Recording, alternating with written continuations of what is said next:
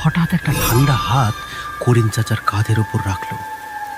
ভয়ে করিম চাচার কলিজা যেন শুকিয়ে গেল। পিছন ফিরতেই তিনি আর্তনাদ করে উঠতে চাইলেন, কিন্তু গলা দিয়ে শব্দ বের হলো না।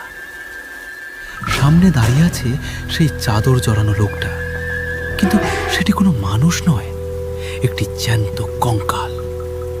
কোটরগত চোখ দুটো আগুনের গোলার মতো জ্বলছে। কে কে তুমি? আমাকে মেরো না, আমাকে ছেড়ে দাও। চাচা, আমাকে চিনতে পারলে না? আমি রবিন, প্রবীণের ছোট ভাই। তুই তুই রবিন?